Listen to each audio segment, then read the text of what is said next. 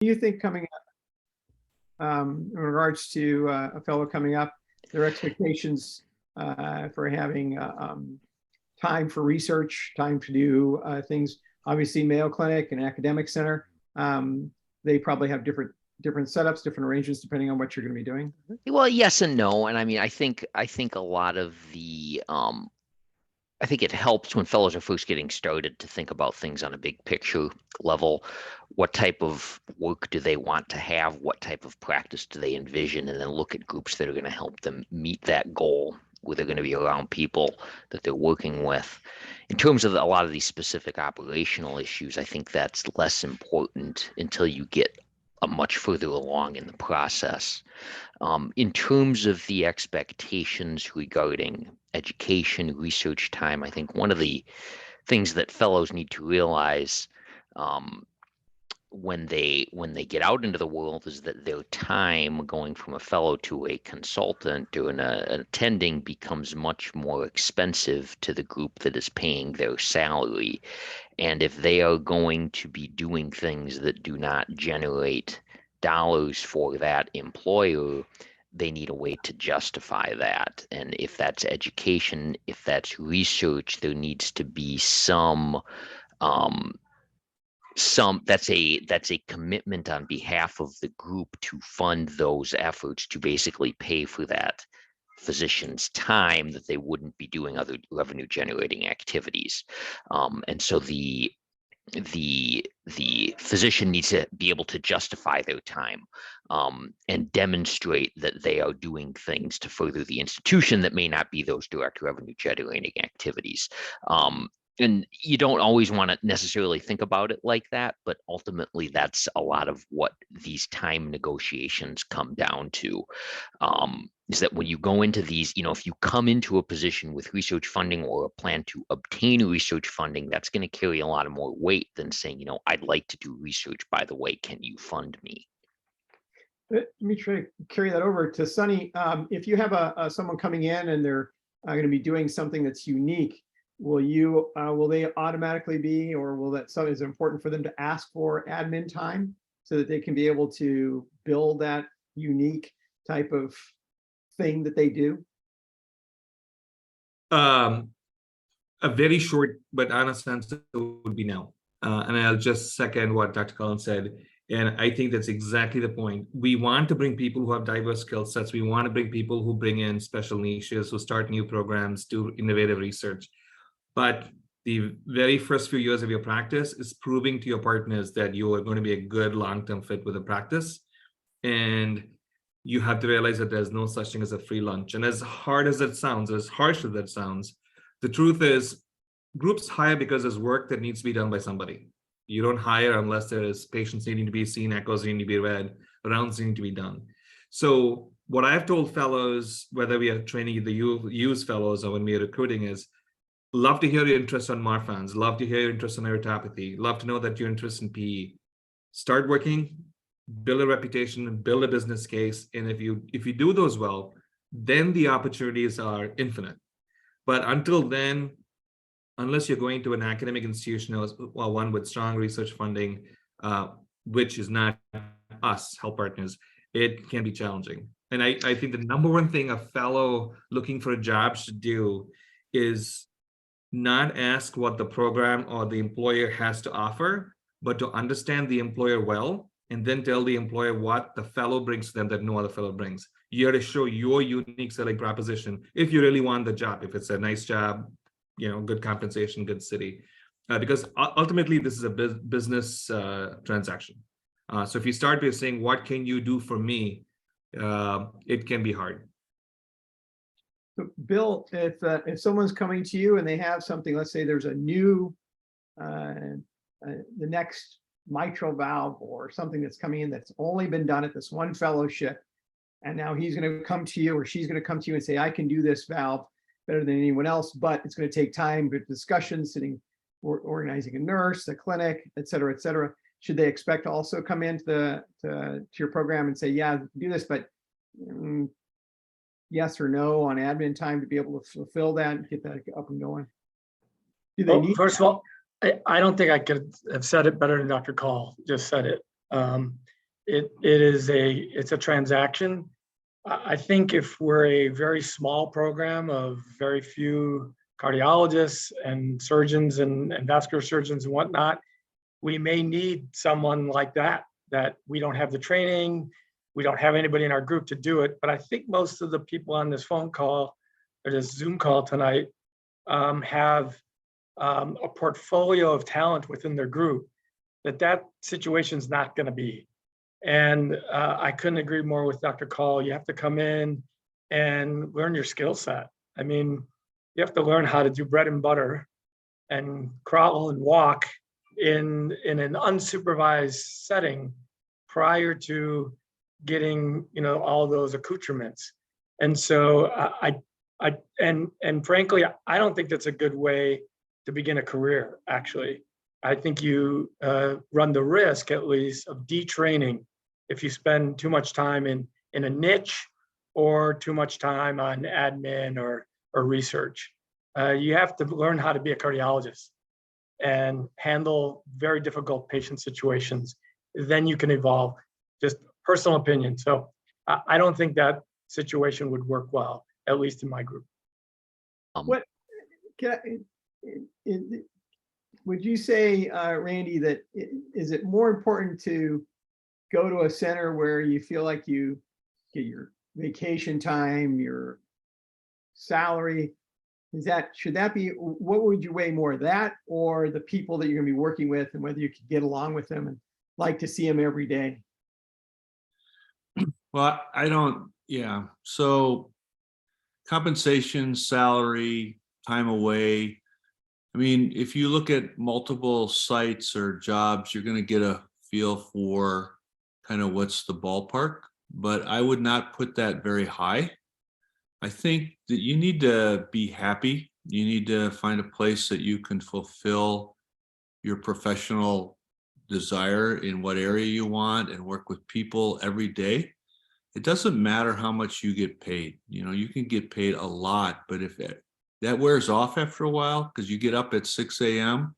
and you get in the car and you drive to work and you work with the people and you're in the position you're in. And if you're not happy and you're not being fulfilled and you don't really like the people you're working with, I don't think the PTO or the compensation is going to carry you very far. So I would tell you that you need to find a place where you fulfill your desires, that at least you feel you have a chance to, and you really like the people you work with. And so when you get at work at 7 a.m. or whenever it is, you're happy, you like the people around you. It's good.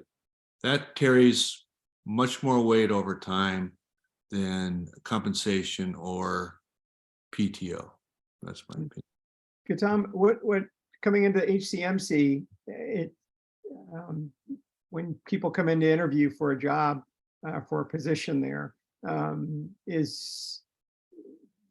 do you build it more as a position or as a lifestyle, or look, this is a family?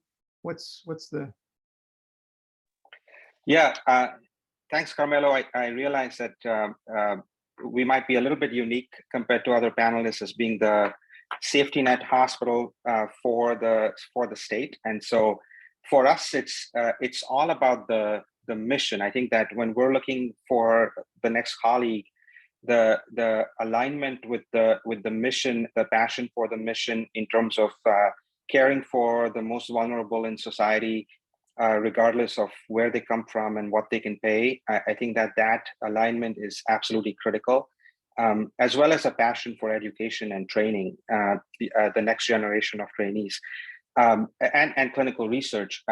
And so I think that I couldn't agree more, with what Dr. Stark said. I think that the fit, the philosophical fit, and how much you enjoy. I think I hear this every day from my partners where they're really passionate about coming to work and helping this group of people and training the next generation. And that really speaks for it. Obviously, we can't compete for compensation compared to most practices in town, but that passion really speaks volumes, and the fit in terms of enjoying your partners, fellows may not realize this, but you spend a lot of time with your colleagues, more so than you do with your family sometimes, especially in certain structures. And so the excitement to come to work rather than waiting for the next vacation, I think that really is something that is really valuable. Thanks. Thanks. Ritu. If I may, Dr. Panetta, Dr. Elliott has joined us, and I know she's still in the hospital, so I think we'll be mostly on audio. Oh, sounds great. Hey, welcome back. Hi, thanks. I actually just walked in the door with my three young kids. I just left the hospital, flew into the door. So apologize about being on and off. I'm just trying to get to a computer so you guys don't have to listen to my kids cry. No, that's fine. That's fine. I'll let her get situated. Katie, up in Duluth, you came in. Did you get an NIH? You got an NIH grant coming in there, or after you've been there for a year or two? How did that work?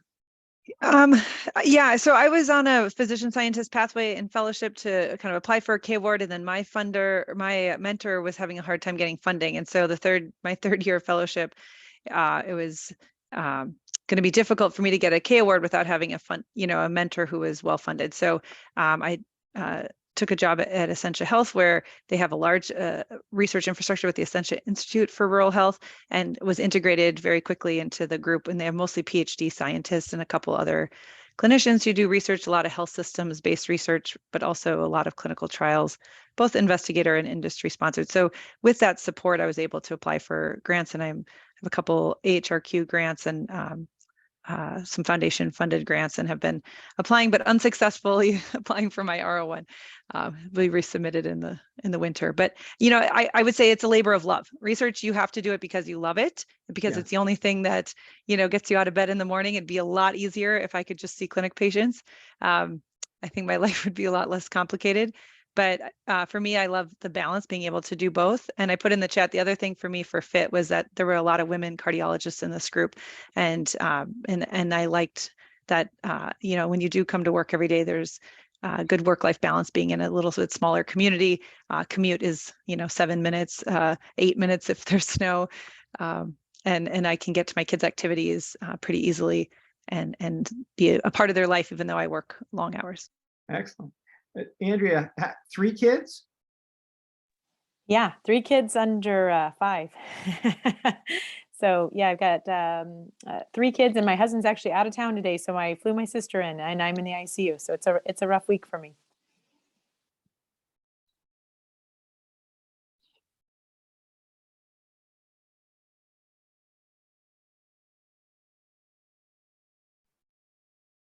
Well, I think it's possible that Dr. Panetta had a connection issue here for a moment. So I think we can launch into, if you want to tell us a little bit more, Dr. Elliott, and then I think the next question was for Dr. Saxena. Sure. Let me, I'll just give my introduction. I'm sorry if I missed everybody else's, or is that something that everybody already did? Okay. So my name is Andrea Elliott. I'm a critical care cardiologist. So I did cardiology training, internal medicine training and cardiology training at UPMC, or University of Pittsburgh Medical Center. I was on faculty there, DDT 32, and then later went back and did critical care training. I moved to the University of Minnesota. I'm actually my 3rd year of faculty now. I primarily work as a critical care cardiologist on the ECMO service, so in a mechanical circulatory support ICU attending role, and I do clinical research and clinical trials focusing on post-arrest care. I also am involved with the education within the department, both at the General Cardiology Fellowship and at the Critical Care Fellow, or as a Critical Care Fellowship Program Director. Thank you.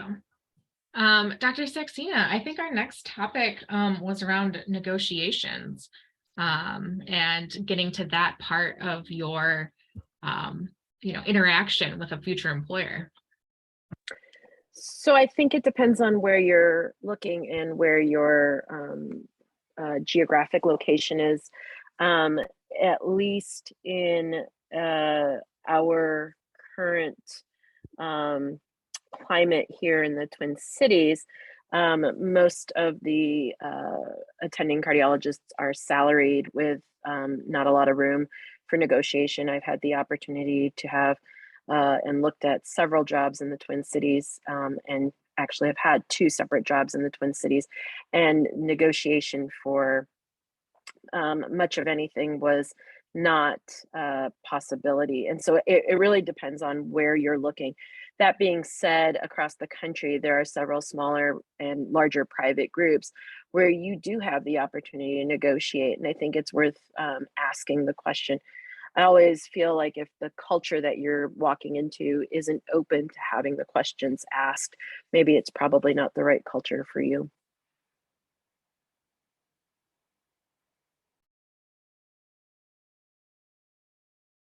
Thanks. Sorry about that. Computer A battery went dead. Computer B is now up.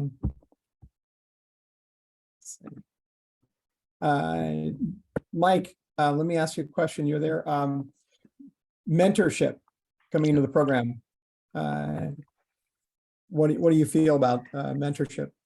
Well, I mean, I think it definitely fits with the entire portfolio of the interaction between a group and an applicant. I think one of the really important things, and this alludes to what Randy talked about earlier, one of the really important things for a fellow to look at when they're looking at a group is what are the opportunities going to be down low?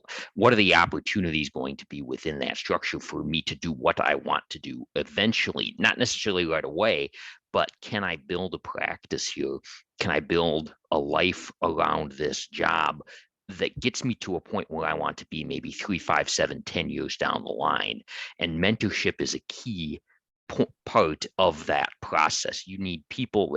So when fellows go into a practice, even if they want to do X, they want to do Y, I think Sonny talked about this earlier. Don't come in with the assumption that you're going to have your specific job right off the bat and you're going to do exactly the things you want to do. What you want to look at is this opportunity with this group writ large going to get me to a place where I can be doing the things that I want to do once I get my feet on the ground and establish my value with that group.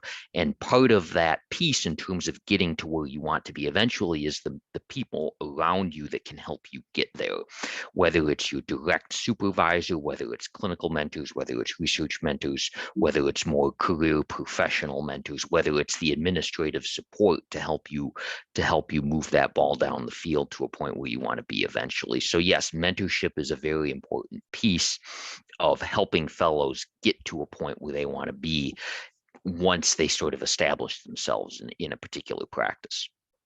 Bill, you work with a very large group, probably the largest group other than Mayo Clinic. Is it more of a casual mentorship or more of an active mentorship? Which way do you guys fall? What do you prefer works for people just starting in on your group? I guess it depends. And this gets back to Dr. Call's point about kind of learning kind of basic cardiology before you grow into something more specific. It's really important when you start out that you establish yourself as I always talk about the 3 or 4 A's, right? That you're able, you're available, you're affable. And so it's really important that you establish yourself as being able, and being able in seeing a patient in clinic or on the wards or doing a complex procedure means it's best, I think, to have people around you to take the crazy cases and give you the ones that you'll be supported on.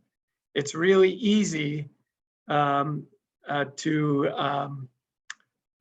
become known as questionable if you have a complication right away. So that mentorship, I think, goes the whole spectrum. Mentorship in clinic. I don't know what to do with this patient. They're angry. I don't know what to do. Or they have a complex medical problem. I don't know what to do. Those are really important mentorship moments. And so I think our mentorship varies. It's probably easier in some of the procedural areas to mentor than some of the non-procedural areas. But I think it's critical. And I think it's a two-way street. to the new fellow joining a practice to seek out and partner with someone and ask questions. When you're hired, you've been vetted. I try to tell everybody, you're already vetted. We know you're smart. You don't have to prove it. Ask for help, ask questions. That's a much better start than trying to do it alone and making a mistake. Yeah. So, Sonny, what if you started in a practice and someone pulls you aside, one of the partners, and starts to complain to you, which is natural, but what do you advise a young startup fellow just starting a group practice and someone pulls them aside and starts to complain about something somewhere in the group? As in the new physician or an experienced physician complaining about the new hire? No. You're a new hire. You just come on board, and one of the more experienced partners or senior cardiologist comes up to you and just says, "Hey, this or that," starts to complain to you about something there in the institution or person. What are you going to advise the fellows going into programs with if they're faced with that? Because they will be, right? Everyone's going to be approached by someone. I must apologize. I'm still not tracking. So is the person who's complaining the new hire? No, new hire is not complaining. Not complaining. One of the older, right? One of the more senior people are complaining to them. So they're on the receiving end and they're listening to this. Oh, that never happens in my group. And I'm being sarcastic. Here's what I have to tell anybody who complains about anything. And here's what I tell anybody who listens to these complaints. This is a land of free expression. If you want to complain, complain. But in every situation you're going to complain about, you either have a part in being the problem, or you could have been the solution and you didn't take the initiative. And that's what separates folks who work, which is important, from those who solve problems and get into leadership. So whether I tell the new hires a little bit about everybody they're going to work with, and I don't say negative or positive stuff. I say, this is what this person's strengths are. This is what to expect. These folks tend to be more optimistic. These folks tend to be more pessimistic, but it takes all kinds to make a group. And it's important that everybody feels free and comfortable complaining. All I ask anybody is be honest and say, hey, what's underlying context of the situation? And if you're able to provide constructive feedback or opinions on any complaint, then I'm happy to listen. I'm happy to encourage that. But those who chronically want to complain, my only question for them is, if this place sucks so much, why have you been here for 22 years? And I say that to the new kids. I will be completely honest with what my group is. Every group has its warts. Every organization has its challenges and advantages. I will tell you exactly what to expect up front, because the only thing worse than not being able to hire a good person is to hire someone with false expectations and lose them after 2 years. So if you come to me and say, Sonny, you said this when you hired me, that didn't happen, that's my fault. But if you didn't hear what I was telling you when you joined, that's your fault, if that helps. Yeah, that's very helpful. Andrea, could you explain, you said something in the chat, first 90 days, a worthwhile read for being purposeful about starting a new position. Is that? It's just a book. It's a book. It's not necessarily specific to medicine or cardiology in particular, but it's just about being thoughtful about how to spend that time, how to create a presence for yourself, and being purposeful about how you do that, as opposed to just letting things happen to you. That first impression is very important in how you do that among your colleagues.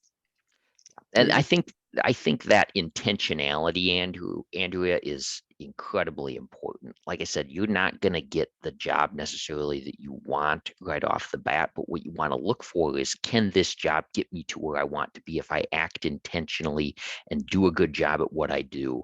And I think I would be very transparent about those goals. I'd ask people like Bill, who might be in the hiring position, if you have someone that comes to you and says, hey, I'm willing to do whatever, but this is where I want to get to in 5 or 10 years.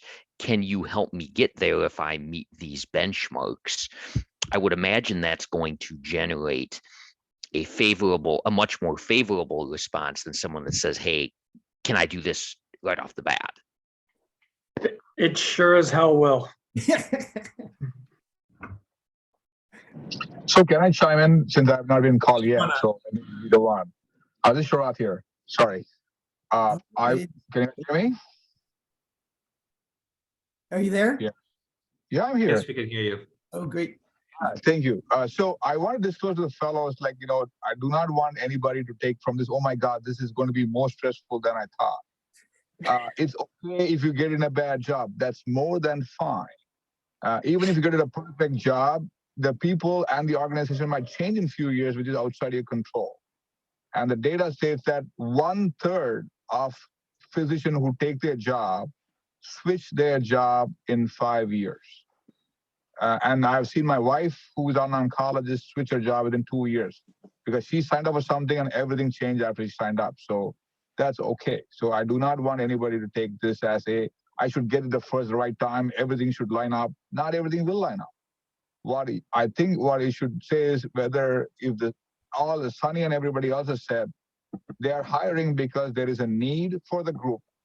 Either they're expanding or somebody's retiring, or they're starting a new program, meaning they're going to a structural or EP or heart failure or whatever. So you should see if there are people in the group or resources in the group which will make you function at the highest level you have been trained to. That may not be on paper, at least your colleagues you're going to be working with. And one of the main things I always tell people is you should look for what is the median age of the group, not much older people, hopefully diverse, and you should ask what is the attrition rate in the group in the last 5 to 10 years. All right. So those are the common things I look for, meaning the group is stable, group is growing, group is diverse enough to have a diverse opinion. If you have all that, that is a good start. And before you interview in a group, please write it down in a piece of paper. 5 things which you like to have in a group, 5 things you do not want in a group, and 5 things you're ready to negotiate. And always do not interview at one group, even though that's your dream job. At least interview some other job to at least have something to compare. So that's all. That's regardless of whatever specialty or wherever location you go to. So those are the things I will recommend. The compensation, the call frequency, those things all will change as the group grows and shrinks in size. I won't pay attention to it. At the end of the day, you all have to do all you have to do, meaning call, hospital, echo, late call, like one of our colleagues who just finished her work in the ICU, so that you can do what you want to do, like a small specialty thing or a small skill set you have. So these are like normal rules, and you should have somebody in your fellowship who you can go back and ask, hey, this is what I have. What should I do? You know me better than anybody else. You know these groups.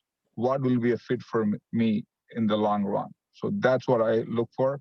And one last thing is every group is hiring a colleague. They're not hiring somebody junior. So they're all looking a long term because hiring is a very expensive process. So you won't go wrong.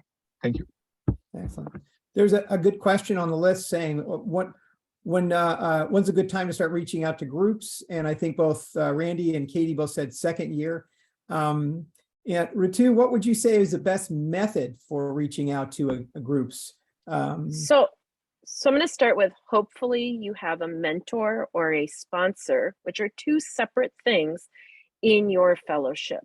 And you should be thinking about, again, those lists that Shrath said about what you want in a group, what you don't want a group. And you should start talking with your mentor in your second year, early in your second year, about, hey, this is where I'm thinking of, do you know somebody? So in our fellowship, I'm fortunate in my role that, and just like Bill Katsianis, who's my partner and my president, I happen to know somebody at every group in the Twin Cities and outside of Minnesota. And if, I can help, that's my job as your mentor, as a fellow. And so if you haven't reached out to the people that you would think of as your mentor, reach out to your mentor. If they don't know, they should find you a sponsor. A sponsor is somebody that would uplift you just in this particular opportunity. And so that's where I would start. I mean, that's how I've had all 3 of my jobs, has been due to who you know more than anything else. Absolutely, there's recruiters. I think if you're staying locally in the state of Minnesota, I think that it's probably better to reach out to your mentorship and have them reach out to the different groups in the Twin Cities, look to see who's hiring. If you're not in Minnesota and you're looking for elsewhere, I would do the same thing. Just about all of us know people outside of the Twin Cities, outside of Minnesota, that are cardiologists and or can get you in touch with somebody, especially if there's groups that you're interested in. Remember that the headhunters, the various and sundry emails that you get, they also, both they and the employer that they are working with may take a cut. And so those are just things to keep in mind.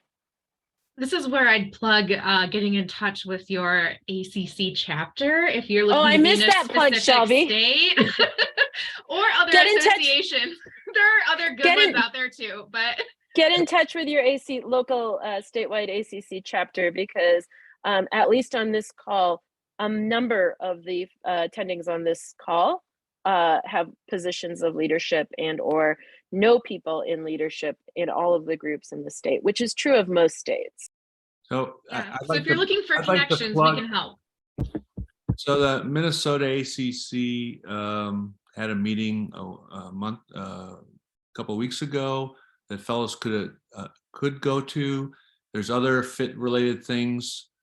You know, a lot of the cardiologists, if you're going to stay in Minnesota, are well represented in the Minnesota ACC. So if you interact with AC, you're going to get to know people and meet people, and they're going to be able to help you.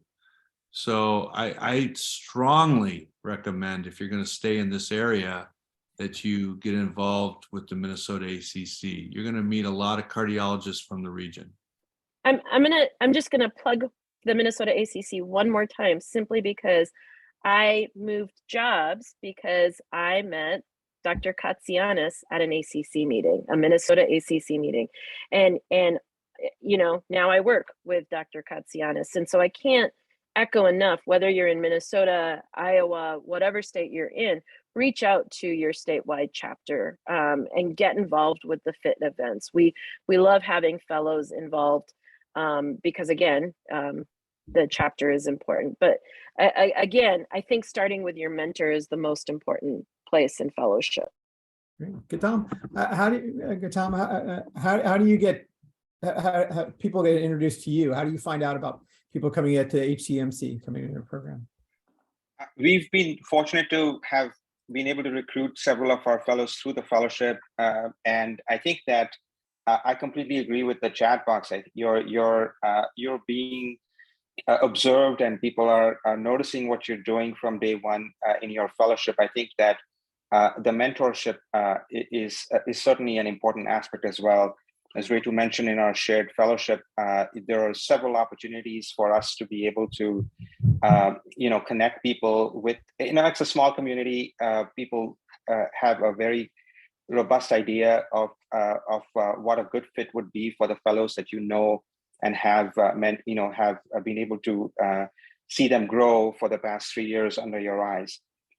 We have there's one thing that is unique about the place that we work in, is that a lot of the people who work there in multiple different divisions, departments, have trained at Hennepin in some way or form. And so there is that aspect of the mission that touches people, and they come back for that reason. That may be a little bit unique to our mission. Thanks.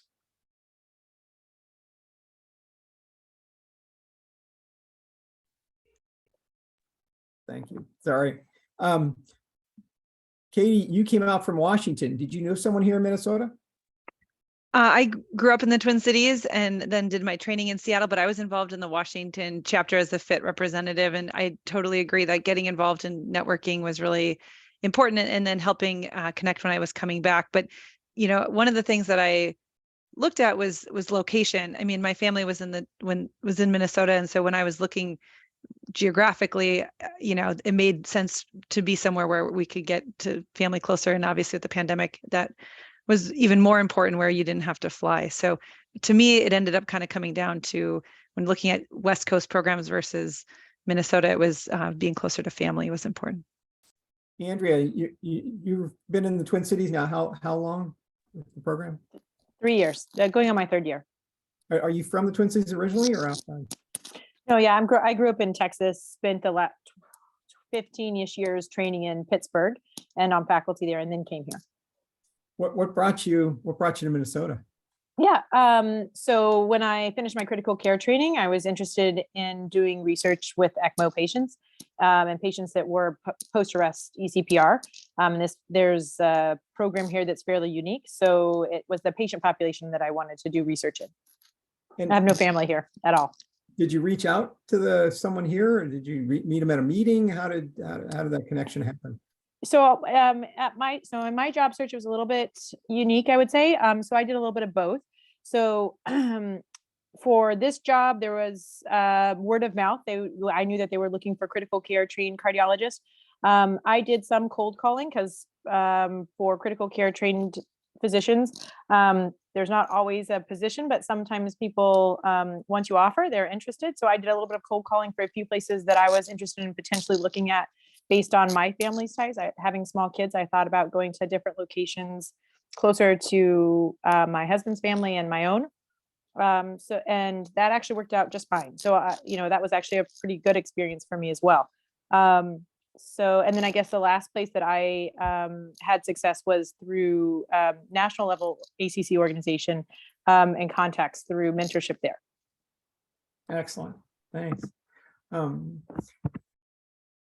Randy, when you were one of the people earlier into your group running that group.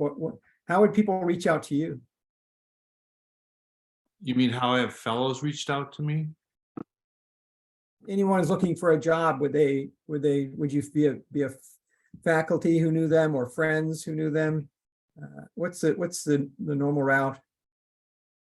Well, I was a past governor for the ACC, so I got to meet a lot of fellows in the Minnesota fit related things. And then I guess maybe because I've been around for a while, I don't know, that fellows would contact me by email or phone, and I always respond. So I think that's how they got to me. And I would always, even if I wasn't in a position to do anything, would forward them to the executive committee in my group, and I would always offer to talk to them. So some of them did want personal time, like have a cup of coffee or something like that, and that usually works out. It's not easy because they're very busy and I'm very busy, but if you want it, it works out. And that's kind of the way it worked for me. Yeah, I think it's been said many times, but you, as a fellow, as you go through training, you get to know a lot of people. Fellows ahead of you that went off to jobs. Don't lose those people's phone numbers or their emails. They're very valuable because they've went through what you're trying to go through, and they may have some insights on that. So they're valuable, and especially if they're in the area that you're interested in, because they may know people. So don't forget about the fellows ahead of you. They can help you. That's a really good point, Randy. You look at a lot of these groups around the country, and you end up, say it's a group of 20, you end up talking to, and they trained at like 5 different programs, right? It was like, so they, so a lot of people, there'll be like cohorts of trainees from a particular program or particular institution that populate a large proportion of a group. So yes, those people just a few years ahead of you, or if you're at a place, those people a few years behind you are really valuable connections, either recruiting to a group or finding a group to join. Yeah, that's correct. And in even the current job I'm in, I got a connection because my program director in my fellowship and one of my current colleagues who are classmates are doing fellowship. So that's how I made a call. And he made a call, and they had a position open. Luckily, it was not advertised yet. So that's how it's never early to make the call. And one other resource is, increasingly used now because I hear from candidates is the reps who come for structural EP procedure. They are the same rep for the whole Midwest or Minnesota or the region. So they will give you the unfiltered version of a group or the practice or a philosophy or the culture, quote unquote, of a group. So it will be never a bad idea to contact them to get early and say, hey, is this group a good group to work? Do they have, even if sometimes you may not have their email addresses because you're going to the HR. So that's one other resource other than the ACC to get a contact. And I will definitely make an effort to attend a legislative conference or an ACC conference where you can network and actually know these folks when you kind of looking to apply for a specific position. It's great advice. Just really quickly, just to follow up with that, we do have Shelby on our panel with us. If any of you are interested, again, there's always fellowship opportunity at the state chapter and the national chapter. Please reach out or follow us on Twitter. It's ACC Minnesota, and or again, reach out to Shelby. She really is a great resource for helping you connect with our fellowship events. Yeah, and I would say whenever National asks us to recommend somebody for something or to submit names, we can't suggest you if we don't know you. Excellent. Great. So all great questions. And we might know somebody outside the state too. Even if you're applying outside Minnesota, we might know somebody in the state either through ACC or through our training. We might connect you with that. Great. What, Sunny, you're with your program locally. When you were looking at places yourself, going back, was it a local program you're looking for, geographic? Was it a combination of things, people you like working with, program?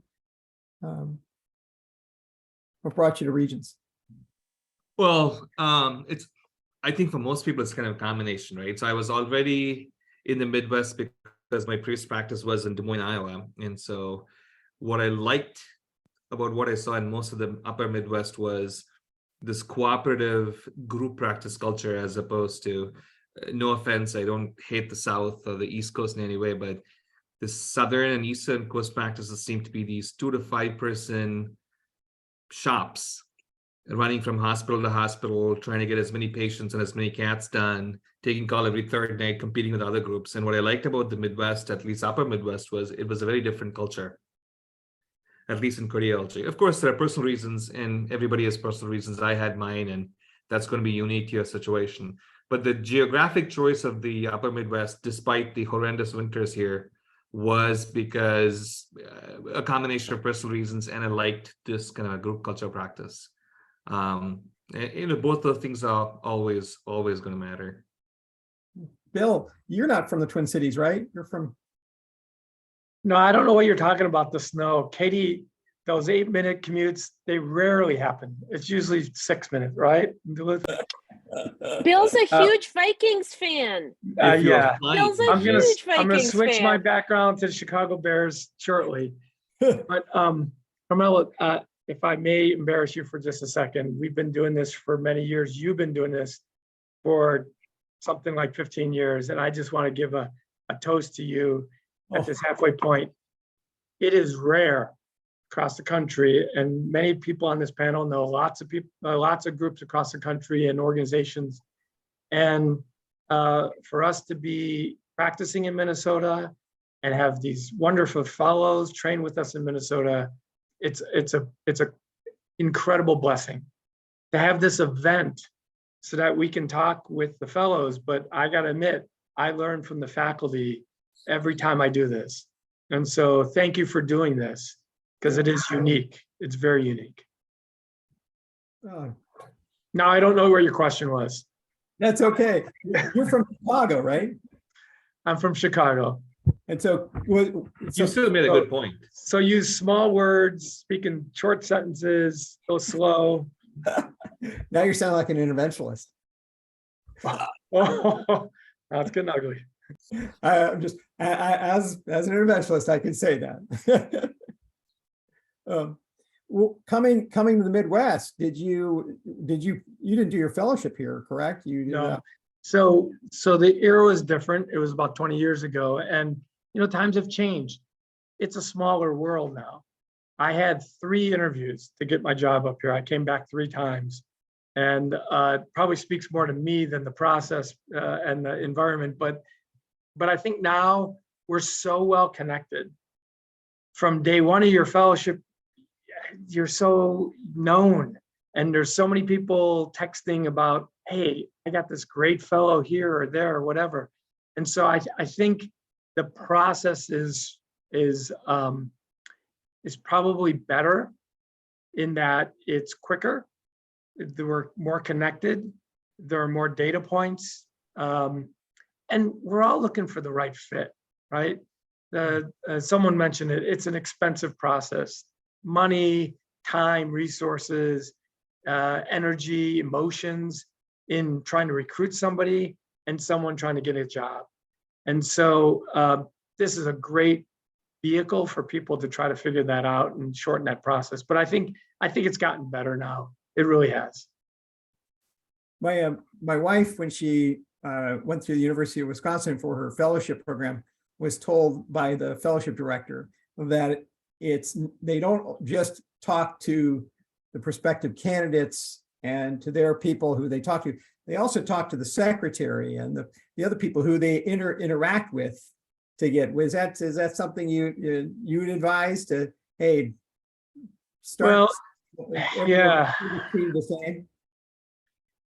Yeah, I'm pretty certain people are going to be on the same page on this.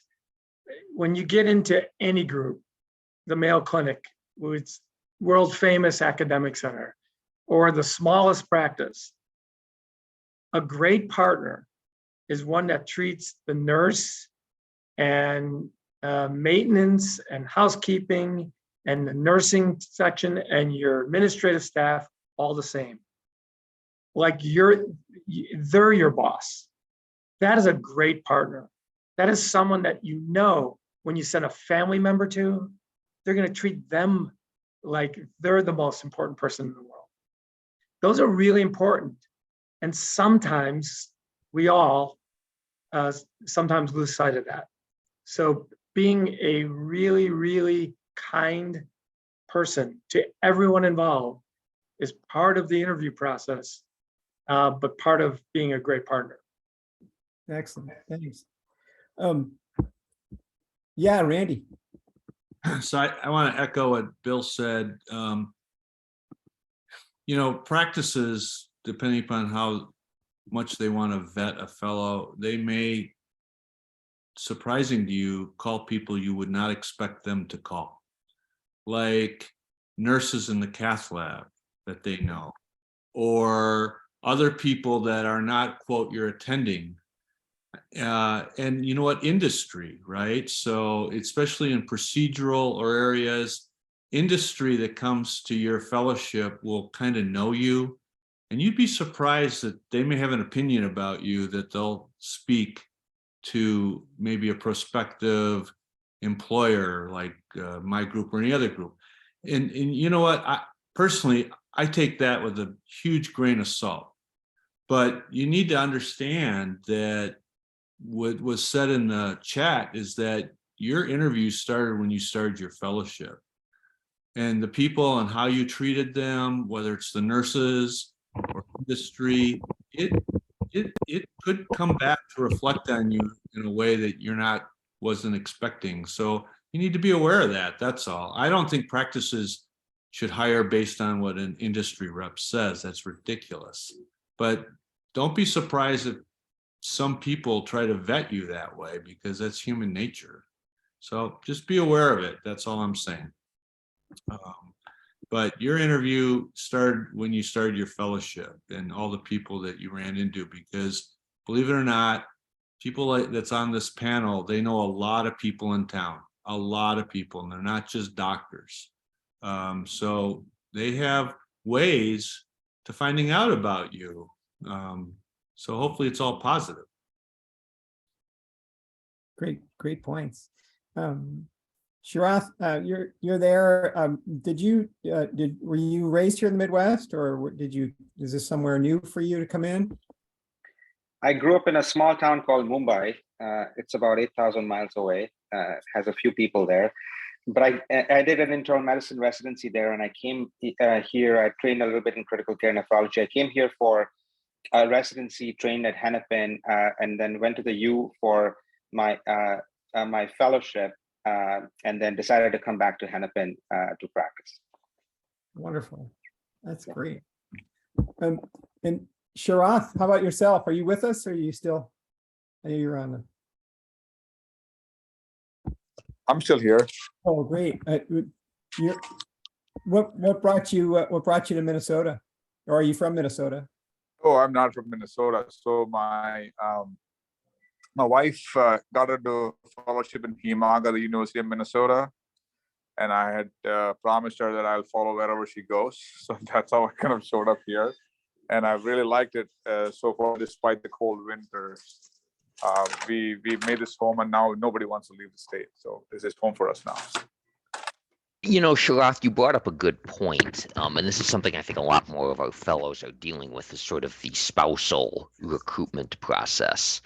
I'd be curious as to the thoughts of others on the group. My wife is also a physician, so we went through the process as well.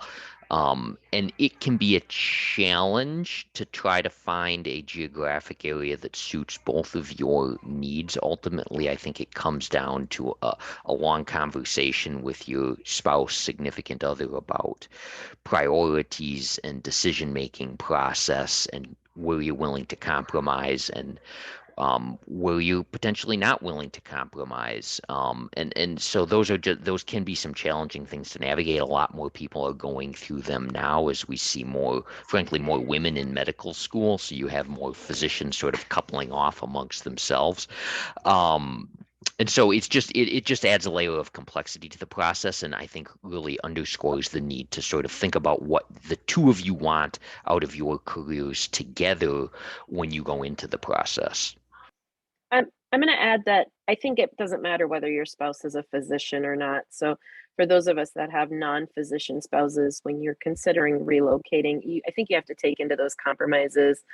I just had a really long conversation with a former fellow about what the right option was for them based on what their spouse also wants to do. And so it's not just whether or not your spouse is a physician, but that does add to it. With that comment, if your spouse is a physician, if the group that you're interviewing with is somewhere that you really want to be and they really want you, there's a very good chance that leadership, the mentorships, the faculty in that group would help your spouse navigate a possibility in another subspecialty as well.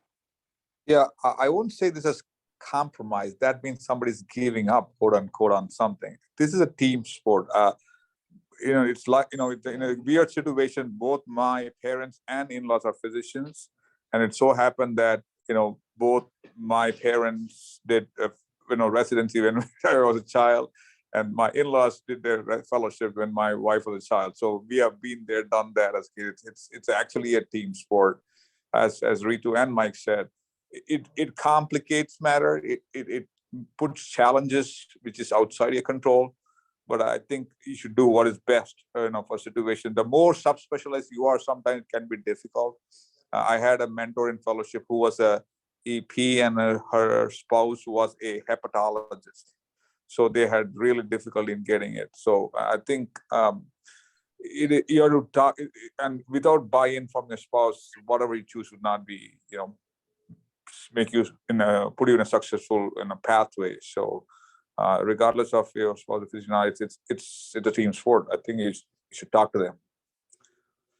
I don't mean to interject, but I feel strongly about this issue, and I'll say two things. Number one, if you make it clear to your potential future employer that I really want to be here, my spouse may or may not, or they may not care for the weather, or they may not be away from their family, but I still want this job, there are two reasons I will not hire you. Number one, if you stay with the spouse, you're going to leave after a while if they're not happy. So why would I hire someone who's going to not be happy? Number two, if you don't care what your spouse thinks, why would you be a good player with your cardiologist colleagues? So I want to hire team players. So if you don't care about the rest of your team, the most important member being your spouse, your significant other, whatever the definition is, to me, that's already a warning sign that you're looking out solely for yourself. And the number one thing you should always hire is a team player. And if I get those signals, I'm not going to be super thrilled. And to add one more thing, most programs, if they really like you, will go and talk to you, the respective department, to accommodate your spouse, whether physician or non-physician. We have done that. Other departments have done that. We've In done fact, that. I had a colleague who was brought to us because his spouse was actually being hired. That's how we hired somebody, actually. So, and it turned out to be a great fit. So most of the programs will accommodate, at least try to do that. Brilliant. This is going to be a tough one. Any advice for raising families? I think it's brought up with lowering smaller FTTs, 100%, 70%, 90%. In this difficult world today, there seems to be a little bit more flexibility than it was back 25 years ago in cardiology. I would take some advice. Can I, Carmelo, can I just chime in? So for those of you who don't know, and again, I know I sound like a broken record, but I am, the president of the Minnesota chapter of the ACC. The ACC, Minna Walsh, just published Flexibility in Cardiovascular Career. It's a really nice document that just came out in JAC. So if you aren't part of the ACC, one of the other keys being part of the ACC is you get JAC. Here at Minneapolis Heart Institute Foundation, we will be having Minna Walsh come and talk about career flexibility at our grand rounds on March 13th. There, I put my plug in, sorry. But again, career flexibility, very, very important. And there's a whole new JAC article about it. Excellent. What do you think, Andrea, with your, how many? 3? Yeah, 3. And I was actually sitting here thinking how I'd like to respond to that. I think one of the things that having just started, well, it feels like just started at my position here and having 3 young kids, I wish I had known this from day one, and I certainly am working on it now, is to prioritize or triage those things in my goals that I'm doing early on. So there's you always hear this, like, manage those asks and manage those things that people ask you to do, but you also will have those things that you're excited to do and want to do as you integrate into a new position. And, it's really exciting to invest fully in your career, but when you have a family and little kids at home and other obligations, even if it's not little kids, you're a caregiver for a parent or a spouse or whatever it might be, it's really easy to let those new and exciting things that are happening in your job overwhelm you or become take more time than you're willing to give in the long term, because in the short term they seem great. So I guess what I'm trying to say is I think triaging and protecting time is an okay thing to do, because otherwise your career becomes less fun and it's not something that's going to be fulfilling and sustainable long term. In addition to that, you usually, if you're overwhelmed in all your home life as well as your work, then you become less effective in one or the other of them. And that's also not ideal.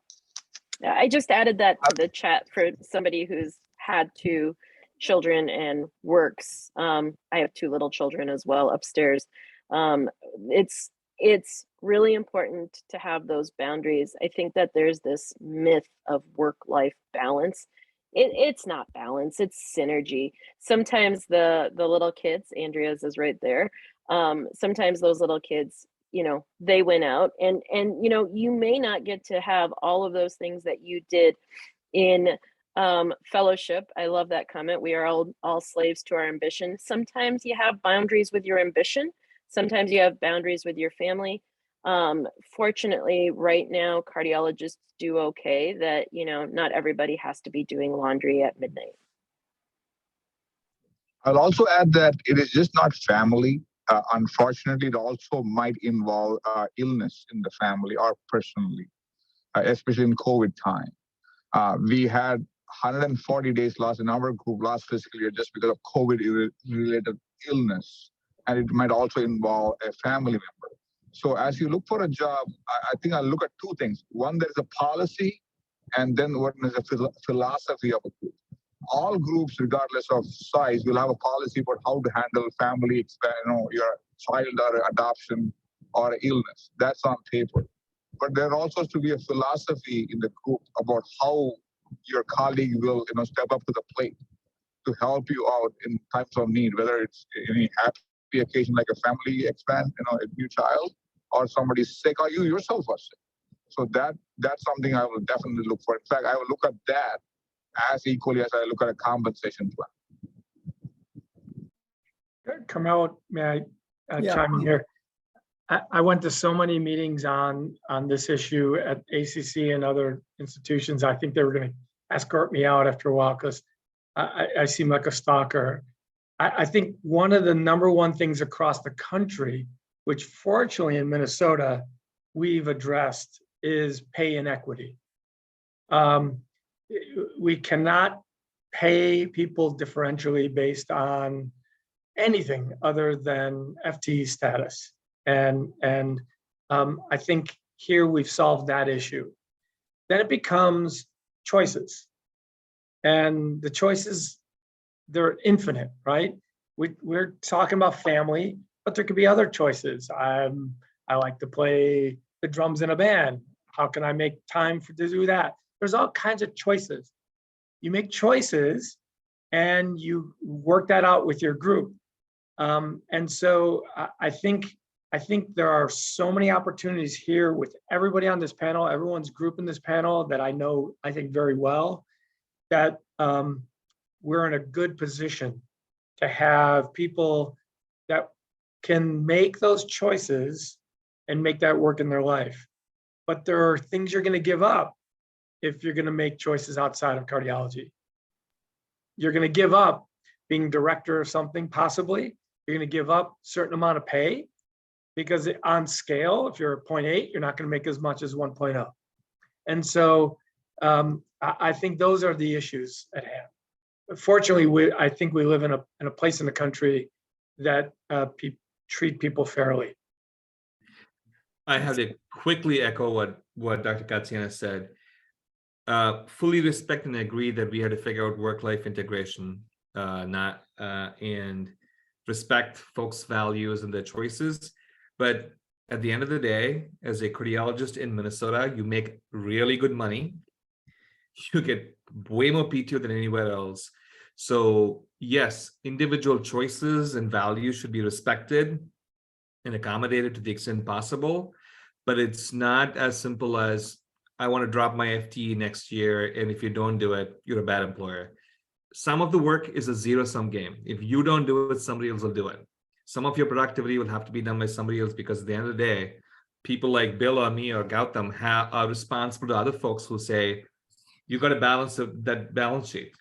So I think we're kind of lucky to be cardiologists and lucky to be in Minnesota, because it is easier here to make those compromises and value-based decisions than in many other places. So I would tell the fellows, you should work really hard to try and stay around here despite what I call horrendous winters, because this is a good place to practice cardiology. It does not matter which institution or group you're with. This is undoubtedly one of the best places in the nation to practice. Whether you're at Hennepin or Essentia or Minnesota Heart, I personally, having grown up in a different country and worked in 4 different states and trained in 4 different states, can tell you, it is a blessing to work in Minnesota as a cardiologist. Yeah, no, I have to echo that as well. I trained around the country, practiced in Monterey, California for a year. And I think that just look at the patients. They all have their summer homes or winter homes down in Florida, and they always come back here after when they hit a certain age, they all come back to Minnesota full time. And because the healthcare here is better and it's supportive.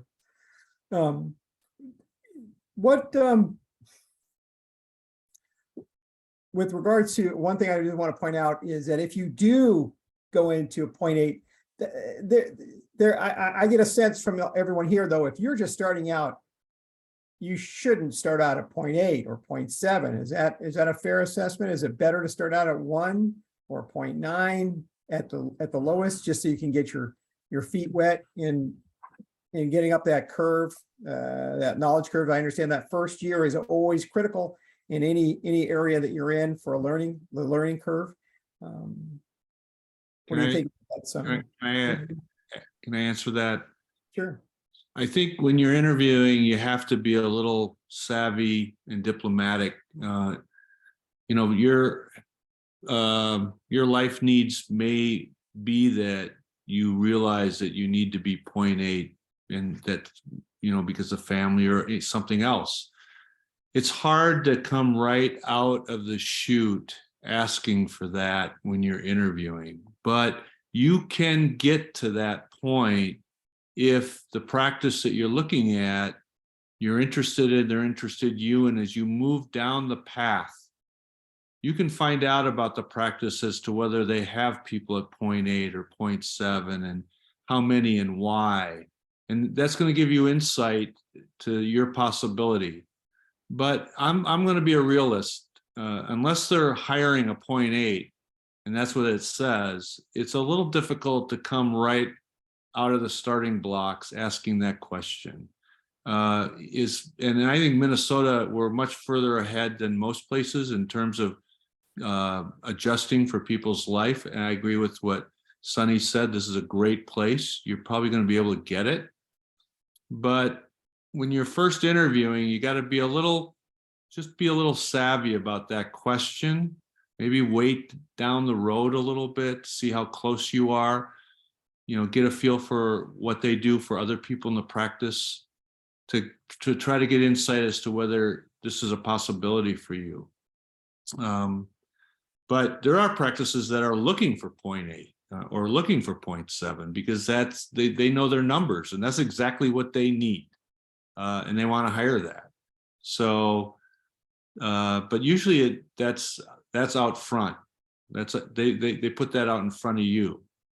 So I just be a little careful, but you should definitely, if you think that's what you need to really look into the practice and people in it and see if they're doing that.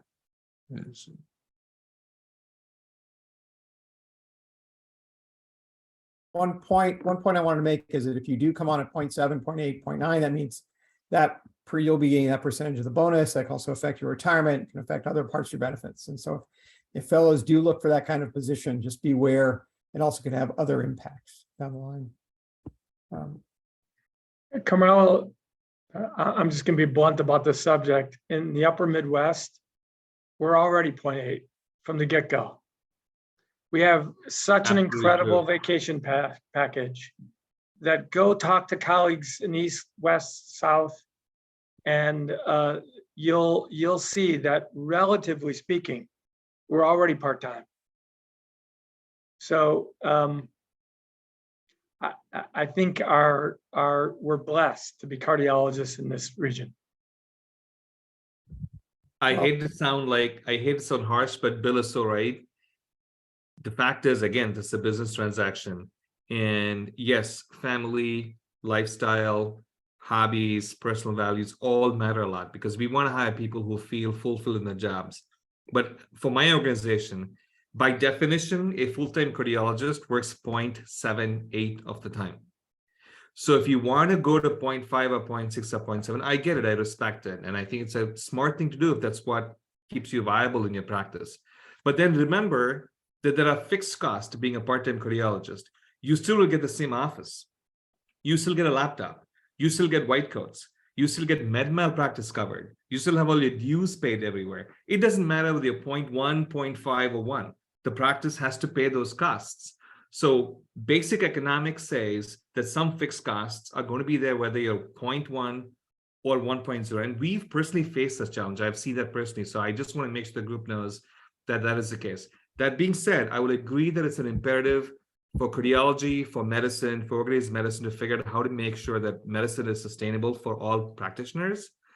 But it is an ongoing challenge. It just is not easy to get there. The best way for a new fellow to get there, prove your value to a group.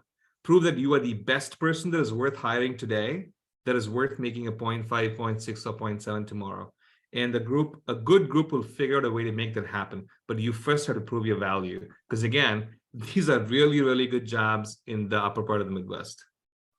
Yeah, I totally agree, Sonny. I think this is it's so true regardless of what type of group, whether it's a big group like at Mayo Clinic where we have 150 cardiologists or a smaller practice.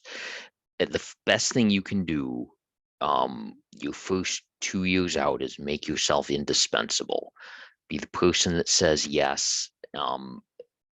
Be the person that is happy to see that patient, be the person that is happy to do that procedure, be the person that is happy to do X, Y, or Z. And if you really can't, if it's a professional issue or if it's starting to infringe on boundaries, I think it helps to be very clear with the people around you what those boundaries are up front, but within those confines, just go for it and be the team player, make yourself indispensable and develop a reputation for quality. And then all those other opportunities to do the things that you want to do, to develop the career that you want to have in that 5 to 10 to 15-year window as things evolve, those are going to flow your way. This is great. So we have just 5 minutes left. We've been answering a lot of questions. I first just want to let the fellows know that, this is actually, there's a lot of fun in cardiology. It's not all drudgery. I know clinic can sometimes be long and listening to people, but it's fun when you make a diagnosis. It's fun when you fix someone and make them feel better. I think that we all forget those great things that we can accomplish with the patients here in the Twin Only EP fixes people. Sorry. Sorry. I'm temporarily. That's why they need 3 AFib ablations before Wait, they wait. go back to sinus. Entresto fixes people, Bill. So I really want to just say thank you so much to everyone on the panel. This is going to be my last year doing this. Mike has been so wonderful about helping me out, and he's going to be taking us over next year and carrying the torch. I thank you all for taking time out on a weeknight away from your children, your spouses, getting extra work or research done, and whatever it might be that's interfering with, I'm interfering with your daily lives. And so I really appreciate your work and your time coming in tonight and your expertise. And honestly, you all really have done a lot for Minnesota. And I think that's something we don't get pats on the back. You're not supposed to, but I'm just giving you a pat on the back. We all really do a lot of great things for the state. So I think we should all be proud of ourselves. And any other questions for us? Any questions from the panel? Any questions by the fellows? Yeah, I'll pass on one comment. Thanks, Panetta, for doing this for many years. And I'll request the fellows, if you want to reach out any of the groups, I'm sure every group is represented here. You can either reach out to Shelby and then they'll connect with any one of us. And whether you are, this is a good state to practice, academic, big groups, rural, urban, it's a good mix. So please reach out if any questions through Shelby. We'll be more than happy to answer. Thank you. Excellent. I'll say one quick thing, if you have a second. This is for the fellows, and I'd say, read up about the place you're applying to and interviewing at before you show up there. Don't just filter based on income, frequency of call, and which state it is, and show up. And because I'm going to ask you, why did you apply to us? And if you don't realize that Hennepin is an academic safety net hospital, Regions is part of an integrated healthcare organization, the U is an academic institution with care delivery, that means you're looking for a job. You're not looking for a place you want to live at long term. So especially when I look at fellows who are not from Minnesota, I say, what have you read up about us? What do you know about us?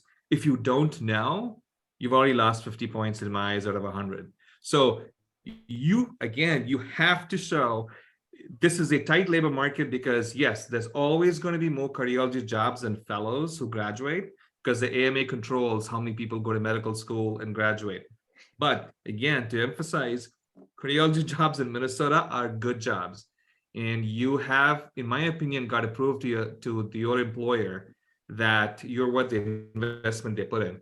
And I'm not saying that it's fair or unfair, but I really think that your work is your professional family, and you've got to put in as much effort into it as you do into other things. Sonny, I'm gonna continue my streak of agreeing with you strongly. The death sentence of an interview is, why are you here? Because somebody lives in Minnesota and I need to come to the Twin Cities because I grew up here. We want to have partners that want to work with us, do a little bit of time, Google, for 5 minutes, we'll do that. And when people don't do that and show up with that type of approach, it's a goodbye quick. So I agree with you completely. And hopefully it's not a faked response. Hopefully people are really wanting to join your group because they know your group, whether it's Mike or anyone on this panel, gotten them. You've got a great program at Hennepin. They should be able to know about Hennepin and the program and why they want to join there, not because it's just Minnesota. Excellent. I will say for the fellows that are on from not Minnesota, because we do have fellows that are on from not Minnesota. Again, please reach out to your local chapters for the ACC. I think that, it's a really good place for you to start in the second year, make sure you know what you're looking for, but 100% agree with Sunny and Bill. It's important for you to know where you're walking into. I will say it from just finishing fellowship interviews. You guys know this who've been interviewing fellows. If you have no idea what you're getting into, we're probably not going to rank you very highly on our list if you have no idea who we are. I want to say on behalf of the Minnesota ACC, Carmelo, thank you for all the many, many, many years you've done this. Big round of applause. We really appreciate it. Mike, thank you for taking on the mantle. Hopefully next year is just as robust and entertaining. Big shoes to fill. One last, big shoes to fill. It's Carmelo. Although he is an interventionalist, so there's, sorry, Carmelo. I'm not putting the lead on too. That's cold. Carmelo is about the kindest, most giving cardiologist in our community. And we owe him a lot for doing all these. He is. Carmelo is fantastic. Carmelo is fantastic. Do the fellows have any other questions? I don't see any more in the chat. That's why I was just making sure people have an opportunity to ask. I do happen to have a question. My name is Arun. I'm actually a resident. I'm an internal medicine PGY2 resident in I'm from Staten Island, New York, and I'm applying for a cardiology fellowship next year. And my question is, with a lot of internal medicine programs having in-house cardiology fellowships, I kind of feel it's hard for outside candidates to have a shot at a fellowship program that does take in-house internal medicine residents. I just want to know, are there any tips for applicants who are applying broadly and especially coming from a community program and competing against residents that are coming from academic centers? How can we sort of improve our application or catch your eye during the fellowship match cycle? Mike, do you want to start? Because I know you've do we have another hour and a half? you get 5 sentence words, Mike. Sure. After Mike, I'd like to chip in if everybody's okay. So real quick, I think it always helps when there is some type of a connection to a particular place. It never hurts if your residency program director can email the fellowship program director or even their colleague, their peer residency program director with that institution. But I can tell you the two most important things that we look for are quality of training and standing within your current training program. And so if you're coming from a place that maybe hasn't traditionally put people into cardiology fellowships, that is going to be more of a challenge, which further emphasizes the need to perform really, really well in relation to your peers, and such that your letters of recommendation and your program director letter reflect that. Research is a plus, USMLEs are a plus. And then those connections can really go a long way. That's my little of an answer. Really quickly. So we just completed this for our psych. We just completed this at Hennepin MHI for our fellowship.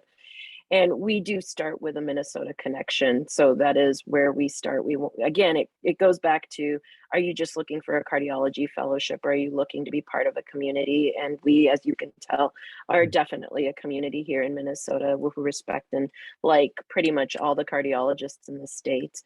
But for those individuals, because we have interviewed people from community programs, I think the thing that sets them apart is having letters that are from people that others of us know. Like, you know, if Nicole Lohr from Wisconsin picks up the phone and gives us a call, well, we know her, and we would absolutely look at that individual. So that personal connection is key. If you don't have that at your current residency, again, I'm going to put a plug in. I know the New York ACC, they are phenomenal people. Hema Vidula was governor. She would absolutely get you in touch with people who would know fellowship. You know, those individuals on Twitter, those individuals that, you know, put themselves in front of people like Nicole or Melissa Wood, etc., they do come up to the forefront of most of us that are involved in the ACC. Thank you so much. Dr. Mahani, Yeah. I would say it's the same as who you'd want on your team. Right. I'm going to be there earliest. I'm going to be there latest. I'm going to follow every patient and get a paper to support my treatment on every patient. I'm going to be the best team member that you've ever seen. Right. I want to be on your team. I'll cut off my left arm to be in your program. That's what we want to see in an interview. Got it. Unfortunately, we see people who are a little bit cocky, unfortunately. So it's the same as getting into medical school. It's the same as getting into residency. It's the same as getting your first job. Right. All the same elements. You're all smart. You're all capable. Who's going to come and be a best team member and work their tail off? And that's what you have to express in the interview. And then you have to live it. Yeah. Because I would look 2 steps beyond where you're looking. Right. Thank you so much. Now it's my chance to echo you, and I'm going to call you Bill. You know, I think you and I know each other well after this. So, Arun, I was in your position because I went to a foreign medical school, grew up in a foreign country, went to community residency program, and everyone told me I would not get into fellowship, and I could not get in the first time, and I ended up getting it. Number one, make your passion clear and clear early. So I went to a residency program that Bill probably knows, because it's Christ Hospital in Cincinnati, where Tim Henry and Santiago are now. Community program, strong cardiology group. And I made it very clear early on to the solid, well-known cardiologists that, like, this is what I want to do. I did every elective I had in cardiology or the ICU. And Dean Kyriakis, who heads that group, early on saw my passion and was very instrumental in helping me get to where I got in my life. And I appreciate having that kind of mentorship and support. So make it clear and make it clear early, and don't lose hope. I think it may, I want to rephrase what Barack Obama said about race-based discrimination and the barriers in life. It may be harder to get to where you want to get, but it's never impossible. Yeah, absolutely. You just have to not quit trying. And Arun, to that, don't quit trying if you don't get in the first time. To me, if you really want to do cardiology, you really want to do cardiology. But to echo Sunny, I'll give you the other spin on that, which is, you know, if you don't have cardiologists that are well connected at your institution, go and do an away rotation at an institution that you're interested in applying to. You know, if you came and you did an elective rotation at the Mayo, which I know Mayo does elective rotations, the U, I think Dr. Elliott's on at the University of Minnesota, those individuals are going to write your letters, right? You're going to be that person that Bill and Sunny, you know, you're going to show up early, you're going to know all the things. You know, again, if you want to be a cardiologist, you get no for the first answer, you change, you do a prevention fellowship that's not ACGME, you learn everybody at that group, and you apply again. Arun, I did not get the first time. I did an imaging fellowship. I published a lot. In fact, that's how I got interested in imaging eventually. So, you know, you should look at it as a career or down the line. So 1 year here and there doesn't matter. Right. I would say some of the most prolific clinicians and researchers in our group Mhm. have the same beginnings. Got it. They're the ones that had the biggest chip on their shoulder. So I think you're in good company. And that's something I'm looking at. Like for me, down the line, imaging is my main interest, and I do have a master's in biomedical informatics. So I would like to entail AI into the imaging space. And I was looking at non-ACGME programs. I know like West Roxbury in Boston, UCLA, they do have non-ACGME fellowships in imaging. So that was my go-to option in case I don't match into a fellowship program the first time. So very, very enlightening to hear that a lot of you have come across the same issue that I'm facing currently. Excellent. I wish you all the best. Thank you so much. I appreciate it. Yeah. Thank you, everybody. That's great. Thank you very much, everyone. I'll say good night and take care of yourselves. Winter's around the corner, I think in the next 6 hours. Stay warm and good luck. Thank you. Good to see everyone. Thank you so Thank- much for thank- tonight. Thanks, Carmelo. You bet. Take care. Thanks, Shelby. Thanks, Randy, Sunny, everybody.